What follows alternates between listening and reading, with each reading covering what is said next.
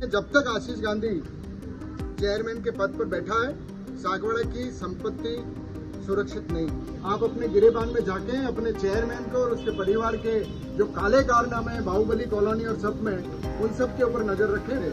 लेकिन झूठे आरोप लगा करके किसी व्यक्ति को बदनाम करना, ये फितरत भारतीय जनता पार्टी की ठीक नहीं है। मैं फिर कह दूं कि भगवान की दया से मैं 150 बीघा जमीन का मालिक हूँ और ये जो 28 पट्टे डेढ़ बीघा जमीन है, मैं 1.5 बीघा जमीन के लिए कोई गलत काम नहीं करूंगा।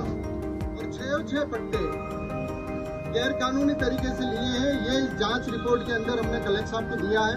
आशीष गांधी, उसके पिता, उसके जमाई, उसकी माँ, उसकी बेटी, उसकी बहन और उसकी बहू ने 6 पट्टे लिए सागवाड़ा के। उसके बाद मनोनयन की प्रक्रिया हुई।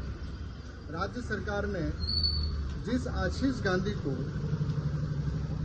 अध्यक्ष के ऊपर नॉमिनेट किया है, वो गैरकानूनी कार्रवाई राज्य सरकार ने की। वो इसलिए कि हमारे कांग्रेस के उपाध्यक्ष मोहम्मद इस्माइल शेख को 69A के पट्टे के तहत कि ये गलत तरीके से लिया है, उसको मान करके और उनको सस्पेंड किया गया। कोई बात नहीं, लेकिन मनोनयन आशीष गांधी का हुआ।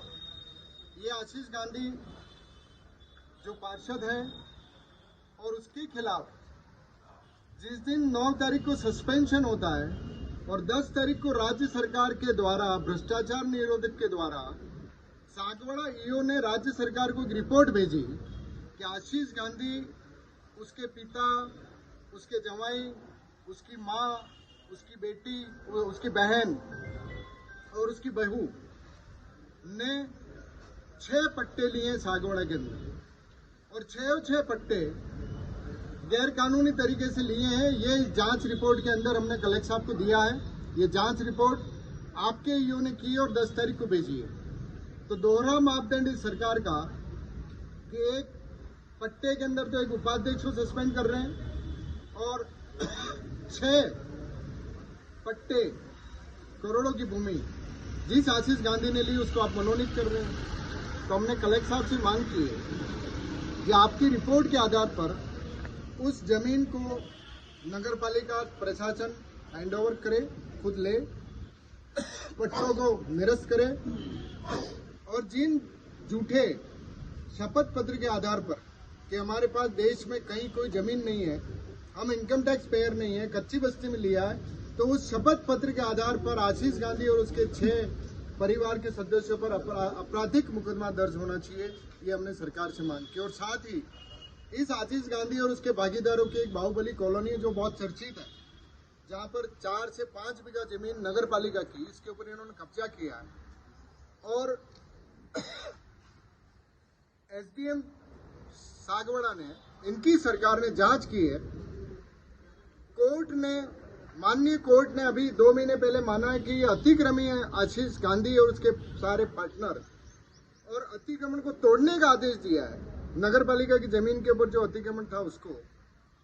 तो हमने कलेक्टर साहब से कहा है कि वो सारी बाहुबली कॉलोनी की फाइलें आप मंगवा लीजिए, क्योंकि उसके अंदर जो लेआउट प्लान फर्जी तरीके से बाजार के अंदर घूम रहा है, तो लेआउट प्लान और उस फाइलों को जो है ये हेरा फेरी करके सागवाड़ा की जनता का नुकसान करेंगे।